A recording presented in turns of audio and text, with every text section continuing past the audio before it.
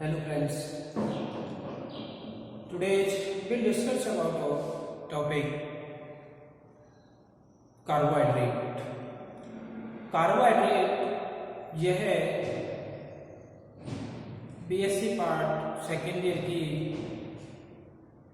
Second book animal physiology and biochemistry का तीसरा unit का टॉपिक है। अभी तक आपने क्लास में जो है 2 यूनिट में से 2 यूनिट को कंप्लीट किया। 2 यूनिट में से जो एक चैप्टर बचा था जिसको आपने मैंने वीडियोज के माध्यम से कंप्लीट करा दिया। आज हम बीएससी जो तीसरी यूनिट है उस तीसरी यूनिट का पहला चैप्टर या पहला टॉपिक कार्बोहाइड्रेट स्टार्ट करेंगे और उस यूनिट का नाम है बायोकेमिस्ट्री। इस यूनिट का जो टॉपिक कार्बोहाइड्रेट है इसको स्टार्ट करने से पहले हम ये जान लेते हैं कि जो तीसरी यूनिट का नाम है वो है बायोकेमिस्ट्री, यानी कि जैव रसायन। बायोकेमिस्ट्री का मतलब क्या होता है और क्या क्या चीज इसके अंतर्गत होती है ये चीज जान लेते हैं। बायोकेमिस्ट्री 2 शब्दों से बना सकते हैं, बायो प्लस केमिस्ट्री। बायो का मतलब बायोलॉजी हो गया, केमिस्ट्री का मतलब रसायन, है ना। यानी कि बायोकेमिस्ट्री जो होती है यह एक ब्रांच होती है बायोलॉजी की। बायोलॉजी क्या होती है? एक ब्रांच होती है जिसके अंतर्गत हम विभिन्न प्रकार के, इसका मतलब क्या हो गया, जैव, विभिन्न प्रकार के जैव रसायनों का अध्ययन करते हैं। यानी कि जीव विज्ञान की वह शाखा जिसके अंतर्गत हम विभिन्न प्रकार के जैव रसायनों का अध्ययन करते हैं उसे हम क्या कहते हैं? जैव रसायन या बायोकेमिस्ट्री कहते हैं। ठीक है। इसके अंतर्गत हमें जो स्टडी करनी है वो किस किस की स्टडी करनी है? एक तो होता है कार्बोहाइड्रेट, एक तो किसकी अध्ययन करना है? कार्बोहाइड्रेट। इसके अलावा दूसरा अध्ययन करना है हमें प्रोटीन का, तीसरा अध्ययन करना है हमें एंजाइम का। एंजाइम में क्या होते हैं? रासायनिक पदार्थ होते हैं। चौथा अध्ययन करना है हमें वसा का। ठीक है। पांचवा अध्ययन करना है हमें खनिजों का, मिनरल्स यानी खनिज तत्व। ठीक है। ये सारी चीजें जो हमारी बायोकेमिस्ट्री के अंतर्गत आती हैं जिनका हमें अध्ययन करना है। तो हम अपने मुख्य टॉपिक पर आते हैं और हमारा टॉपिक है कार्बोहाइड्रेट। कार्बोहाइड्रेट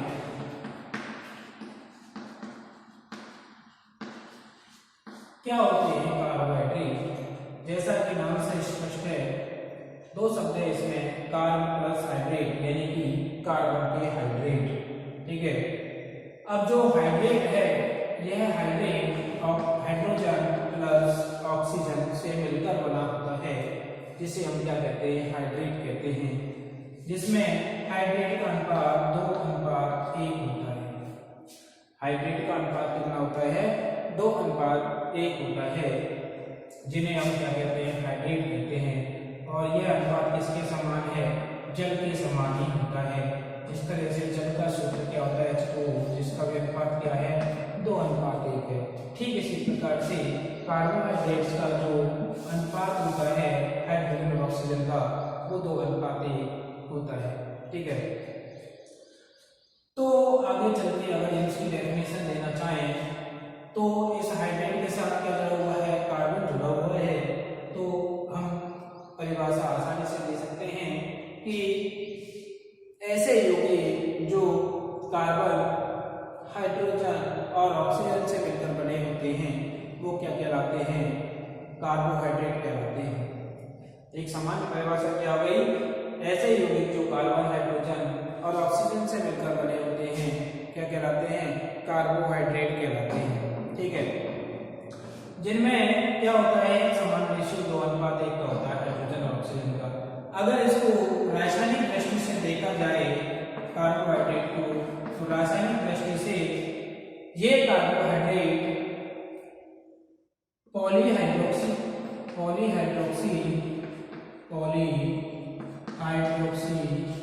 एल्डिहाइड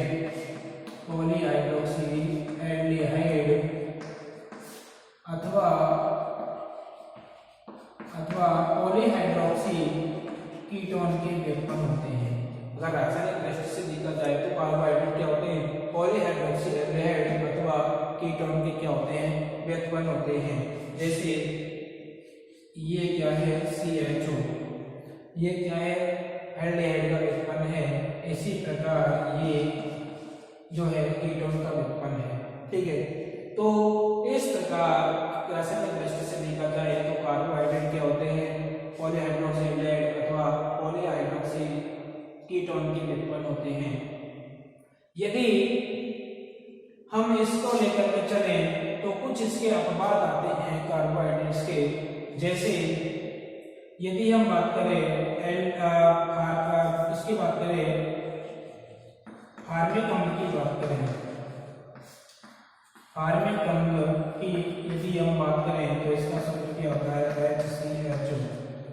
ठीक है, HCHO ये है भी इसका नियम का पालन करता है, हाइड्रोजन और ऑक्सीजन के 2:1 का पालन करता है। तो इसमें 2 हाइड्रोजन और 1 ऑक्सीजन अर्थात 2:1 है ना।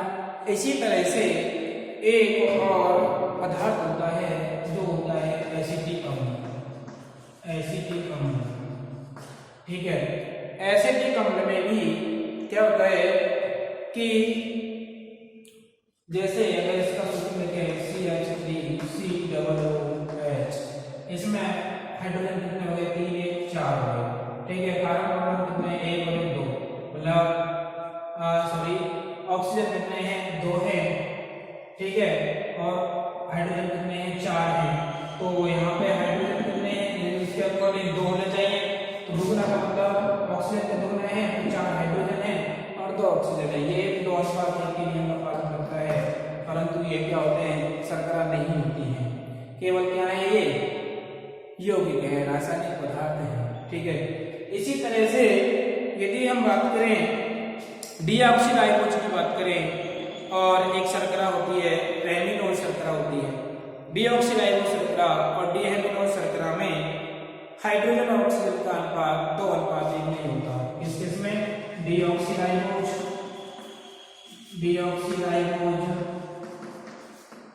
और एक रेमिनोल शर्करा होती है, रेमिनोज। इस रेमिनोल शर्करा में 2:1 का अनुपात नहीं होता है। ठीक है, फिर भी ये क्या होती है, शर्कराएं होती हैं। तो ये क्या होती है, कार्बोहाइड्रेट्स का कुछ अपवाद होती है। ठीक है, ये थोड़ा सा आपने इसके बारे में देख लिया कि कार्बोहाइड्रेट क्या थे और इसके कुछ अपवाद हैं जो 2:1 का पालन नहीं करते हैं। यदि इसका कार्बोहाइड्रेट का जनरल सूत्र देखें कि कार्बोहाइड्रेट किस तरह से व्युत्पन्न बने हो सकते हैं, तो इसका जनरल सूत्र होता है CnH2 का होल है। जैसे n बराबर यहाँ पे होती है कार्बन परमाणु की संख्या, number of C atom, carbon परमाणु की संख्या। ठीक है, जैसे यहाँ पे n बराबर 6 है तो C6H12 वो 6 बन जाएगा। ठीक है, तो इस तरह से इसका जनरल सूत्र ये होता है। और यदि इसकी हम बात करें कि जो कार्बोहाइड्रेट होते हैं, कार्बोहाइड्रेट की एक इकाई जो होती है, कार्बोहाइड्रेट की इकाई जो होती है क्या होती है, सैकेराइड होती है। क्या होती है, सैकेराइड होती है। कार्बोहाइड्रेट की एक इकाई का नाम क्या है, सैकेराइड होती है। अब इस सैकेराइड इकाई के आधार पर हम क्या कर सकते हैं, कार्बोहाइड्रेट का क्लासिफिकेशन करते हैं।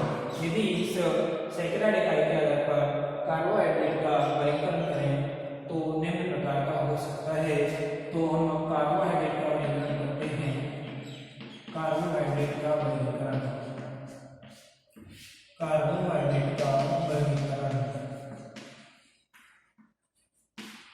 ठीक है। कार्बोहाइड्रेट का वर्गीकरण जो है सैकराइड इकाई के आधार पर 3 प्रकार का होता है। एक तो होता है मोनोसैकेराइड, एक तो क्या होता है मोनोसैकेराइड, दूसरा होता है ओलिगोसैकेराइड,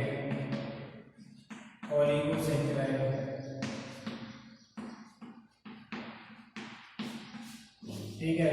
तीसरा होता है पॉलीसैकेराइड, तीसरा क्या होता है पॉलीसैकेराइड होता है। ठीक है। अब ये सैकराइड इकाई के तौर पर 3 प्रकार के हैं। मोनोसैकेराइड जिसमें केवल मोनो का मतलब होता है सिंगल, मोनो का मतलब क्या होता है सिंगल, अर्थात जिसमें केवल एक सैकराइड इकाई उपस्थित होती है वो मोनोसैकेराइड कहलाते हैं। ऐसे कार्बोहाइड्रेट जिनमें एक सैकराइड इकाई उपस्थित होती है मोनोसैकेराइड कहलाते हैं, जिन्हें कार्बन परमाणु की संख्या के आधार पर आगे भी विभाजित किया जा सकता है। जैसे ट्रायोज, ट्रायोज का एग्जाम्पल होता है ग्लिसरैल्डिहाइड। क्या होता है ग्लिसरैल्डिहाइड। ट्रायोज संकरा का मतलब क्या है ग्लिसरैल्डिहाइड। ठीक है। ऐसे ही टेट्रो संकरा होती है। टेट्रो संकरा का एग्जाम्पल जो होता है, टेट्रोज में 4 कार्बन परमाणु होंगे। टेट्रोज का एग्जाम्पल जो आएगा जैसे 3O संकरा पाई जाती है। कौन सी संकरा पाई जाती है 3O संकरा पाई जाती है जो टेट्रो संकरा का उदाहरण होती है। इसी तरह टेट्रोज के पश्चात पेंटोज आती है। पेंटोज संकरा में क्या आ जाती है राइबोज आ जाता है। इसके अलावा डीऑक्सीराइबोज जो कि आनुवंशिक पदार्थ में पाए जाते हैं, डीएनए में पाई जाती है, आरएनए में पाई जाती हैं, वो पेंटोज संकरा होती हैं। इसके अलावा हेक्सो संकरा जाती है।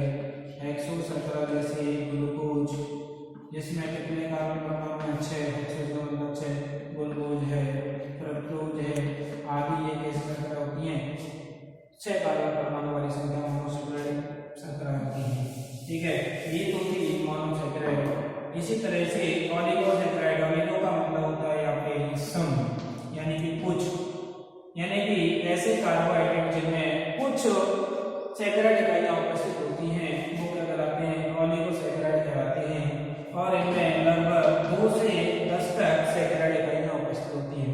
ओलिगोसैकेराइड में कितनी इकाई होती है 2 से 10 तक सैकराइड इकाइयां उपस्थित होती हैं। ये 2 से 10 तक सैकराइड इकाइयां होती है, आपस में एक बंध पाया जाता है जिसे ग्लाइकोसाइडिक बंध कहते हैं। इसे क्या कहते हैं ग्लाइकोसाइडिक बंध कहते हैं। और उस ग्लाइकोसाइडिक बंध के द्वारा ये 2 से लेकर के 10 तक की सैकराइड इकाइयां आपस में जुड़ी रहती है। ठीक है। जिसका एग्जाम्पल होता है माल्टोज। इसका एग्जाम्पल क्या होता है माल्टोज है ओलिगोसैकेराइड जो किस प्रकृति का होता है डाइसैकेराइड प्रकृति का होता है। इस प्रकृति का होता है डाइसैकेराइड। डाइसैकेराइड जब इसका गठन कराते हैं माल्टोज का तो इसके द्वारा ग्लूकोज और 2 मॉलिक्यूल्स माल्टोज का जब जल अपघटन कराते हैं तो माल्टोज के जल अपघटन के फलस्वरूप 2 ग्लूकोज के अणुओं का निर्माण हो जाता है। इसलिए 2 मोनोसैकेराइड इकाइयां उपस्थित हैं, इसलिए डाइसैकेराइड है। इसी तरह से माल्टोज के अलावा इसमें आती है सुक्रोज। सुक्रोज का जब जल अपघटन कराते हैं तो जल अपघटन के फलस्वरूप भी 2 ग्लूकोज इकाइयां प्राप्त होती हैं। ऐसे ही लैक्टोज संकरा है। लैक्टोज संकरा मैमल्स में पाई जाने वाली एकमात्र संकरा होती है जो दूध में पाई जाती है। दूध में इस लैक्टोज संकरा का मान लगभग 5% होता है। ठीक है। ये सारी क्या है आपस में दोनों सैकराइड इकाइयां 2 से 10 तक सैकराइड इकाइयां हैं ग्लाइकोसाइडिक बंध द्वारा जुड़ी रहती हैं। इसी तरह से पॉलीसैकेराइड, पॉली का मतलब होता है बहुत अधिक। पॉली का मतलब क्या होता है बहुत अधिक होता है, अर्थात ऐसे कार्बोहाइड्रेट जिनमें 10 से अधिक अनंत सैकराइड इकाइयां उपस्थित होती हैं पॉलीसैकेराइड कहलाते हैं। जैसे इसका और ये जो सैकराइड इकाई होती हैं बहुत अधिक सैकराइड इकाई होती हैं 10 से अधिक, ये भी आपस में ग्लाइकोसाइडिक बंध द्वारा जुड़ी रहती हैं। ठीक है। जिसका एग्जाम्पल क्या हो जाएगा जैसे सेलुलोज, जैसे क्या हो जाएगा एग्जाम्पल सेलुलोज जो कि सर्वाधिक मात्रा में पादपों की कोशिका भित्ति में पाया जाता है। और शुद्ध रूप से जो कॉटन होती है रुई में भी सेलुलोज की मात्रा पाई जाती है। ठीक है। शुद्ध स्रोत इसका क्या है, वही होता है। यह शर्करा जो होती है आयोडीन के साथ नीला रंग नहीं देती है, केवल कुछ विलायकों में ही घुलनशील होती है। ठीक है, इसकी जो सेलुलोज है, सेलुलोज की एक इकाई का नाम होता है सेलोबायोज। इसकी एक इकाई का नाम क्या होता है, सेलोबायोज होता है, जिसमें इस एक सेलुलोज के अणु में लगभग 3000 इकाइयां उपस्थित होती हैं। लगभग कितनी इकाइयां उपस्थित होती हैं, 3000 इकाइयां उपस्थित होती हैं। इसके अलावा पॉलीसेकेराइड एग्जाम्पल होता है स्टार्च। स्टार्च का जन्म बनने के बाद चलो सुक्रोज का निर्माण हो जाता है। स्टार्च के अलावा इसका एग्जाम्पल होता है डेक्सट्रीन होता है, डेक्सट्रीन। अब डेक्सट्रीन क्या है, शर्करा है, एक शर्करा का प्रकार है जो कि जैसे हमारे ड्रिप वगैरह लगती हैं तो उनमें जो शर्करा पाई जाती है डेक्सट्रीन शर्करा पाई जाती है। इसके अलावा जो हमारी चपाती का भूरा रंग होता है, चपाती को जब हम पकाते हैं, रोटी को जब हम पकाते हैं तो रोटी को पकाने पर उसका भूरा रंग हो जाता है, तो किसकी वजह से होता है, डेक्सट्रीन की वजह से होता है। यह डेक्सट्रीन जो होती है जल अपघटन के दौरान आंशिक रूप से अक्रिस्टलीय पदार्थों का निर्माण करती है। ठीक है, इसी तरह से जो काइटिन होती है, काइटिन एकशरीर जंतुओं जो होते हैं उनके बाह्य कंकाल के रूप में पाई जाती है, वो किसके रूप में होती है, पॉलीसेकेराइड के रूप में होती है। ठीक है, तो इस तरह से हम कार्बोहाइड्रेट का क्लासिफिकेशन कर सकते हैं। इसके अलावा कुछ ऐसे कार्बोहाइड्रेट्स भी होते हैं जो जटिल प्रकार के होते हैं। ठीक है, जैसे अगर हम बात करें हाइलोरोनिक अम्ल, हाइलोरोनिक अम्ल कहाँ पे पाया जाता है, जो अंडाणु कोशिका होती है, अंडाणु कोशिका के भित्ति के चारों तरफ हाइलोरोनिक अम्ल की परत पाई जाती है, जो भी क्या है, एक शर्करा का प्रकार है जिसका निर्माण N-एसिटाइल ग्लूकोसेमाइड तथा ग्लूकोरेनिक के संयोजन से होता है। ठीक है, इसी तरह से हेपेरिन, हेपेरिन भी क्या है, जटिल प्रकार की शर्करा होती है। तो इस तरह से हम जो है कार्बोहाइड्रेट्स का वर्गीकरण कर सकते हैं।